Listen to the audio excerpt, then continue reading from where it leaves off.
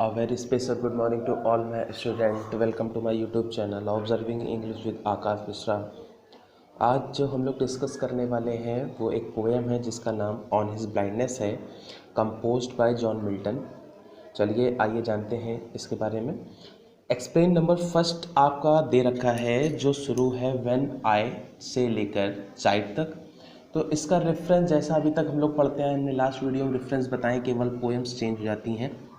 जैसे लिखा हुआ है these lines have been taken from the poem, these lines have been taken from the poem on his blindness and composed by John Milton. किसके द्वारा compose की गई है? जॉन मिल्टन के द्वारा। अब हम डिस्कस करेंगे इसके कॉन्टेक्स्ट के बारे में। तो कॉन्टेक्स्ट इसका क्या है? The poet expresses his grief, जो पोइट है वो एक्सप्रेस कर रहा है अपने दुख को, at the loss of his eyesight, क्योंकि वो अपना आँख खो चुका है। ही बिकेम ब्लाइंड, वो क्या हो चुका है? अंधा हो चुका है। तो हम लोग ऐसा भी कह सकते हैं जो कवि है वो अपनी दृष्टि के खोने पर दुख प्रकट कर रहे हैं। नाउ एक्सप्लेन की बात करते हैं। तो इसका एक्सप्लेन क्या है? लिखा हुआ है the writer is shocked, the writer is shocked मतलब जो मिल्टन है वो शॉक्ड है, and grieved at his premature blindness, कहने का मतलब वो अंधेपन के सदमे में है और दुखी है। ही बिकेम ब्लाइंड, वो क्या हो चुके हैं? अंधे हो गए हैं। When he was only 44 year of age, जब वो कितने साल के थे? 44 साल के थे, तो तभी वो अंधे हो गए। आगे लिखा हुआ है after the loss of his eyesight, after the loss of his eyesight the world became very wide and dark for him, कहने का मतलब अपनी दृष्टि को खोने के बाद संसार उनके लिए अति मतलब बहुत बड़ा और अंधकारमय हो गया था। जब वो कितने साल के उम्र में अंधे हो गए? 44 साल की उम्र में हो गए अंधे, तो उनके लिए पूरा संसार विस्तृत हो गया या बड़ा हो गया और अंधकारमय हो गया। आगे लिखा हुआ है God had bestowed him the poetic talent, कहने का मतलब है ईश्वर ने उन्हें जो कवि मतलब अपनी फीलिंग्स बयां करने का एक प्रतिभा प्रदान की थी। आगे लिखा है however it has become useless, अब वह पूरी तरीके से व्यर्थ हो गई है। Now as he can not compose poem in the absence of his eyesight, क्योंकि वो अपनी दृष्टि के अभाव में, मतलब वो अंधा हो गया है, तो वो अपनी दृष्टि के अभाव में अब कविताओं की रचना नहीं कर सकते। लिखा हुआ है without being able to use his poetic talent he died mentally and spiritually, कहने का मतलब अपनी प्रतिभा का प्रयोग ना कर पाने के कारण, अपनी प्रतिभा का प्रयोग ना करने के कारण वे मन से, लिखा हुआ है मेंटली, वे मन से और स्पिरिचुअली आध्यात्मिक रूप से क्या हो चुके थे? मर चुके थे। He can't live without expressing himself in poetry, वे कविता में अपने आप को अब जीवित नहीं रख सकते थे या अपने आप को एक्सप्रेस नहीं कर सकते थे। यद्यपि he wants to serve God, यद्यपि वे किसकी सेवा करना चाहते थे? ईश्वर की सेवा करना चाहते थे। ही फील्स हेल्पलेस, वे स्वयं को असहाय अनुभव कर रहे थे। इसके बाद हम लोग जो second paragraph explain number second हम लोग का डोथ डेटेस से हिम बेस्ट तक दे रखा है, तो इसको चलिए डिस्कस करते हैं। तो इसका जो रेफरेंस है, रेफरेंस हम लोग का वही सेम रहेगा, same as stanza number 1। Context की बात करते हैं तो कॉन्टेक्स्ट जैसा लिखा हुआ है the poet realize that he should not the poet realized that he should cheerfully endure the misfortune of life and accept them as the will of God. कवि ये महसूस कर रहे हैं, कवि ये महसूस कर रहे हैं कि जीवन के दुखों को, he should cheerfully endure the misfortune of life, जीवन के दुखों को प्रसन्नता से सहन करना चाहिए। और आगे लिखा है except them as the will of God, और उसे ईश्वर की इच्छा समझकर स्वीकार करना चाहिए। अब बात करते हैं इसके एक्सप्लेनेशन की।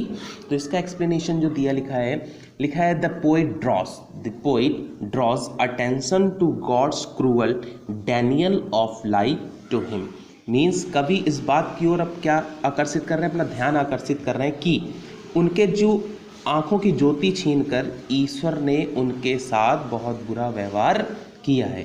The poet draws attention to the God's cruel denial of light to him. क्या मतलब है इसका?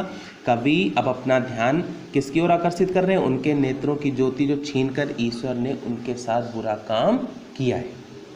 Now he find fault with God dispensation, means वे ईश्वर की व्यवस्था में क्या पा रहे हैं? हम दोष पाते हैं।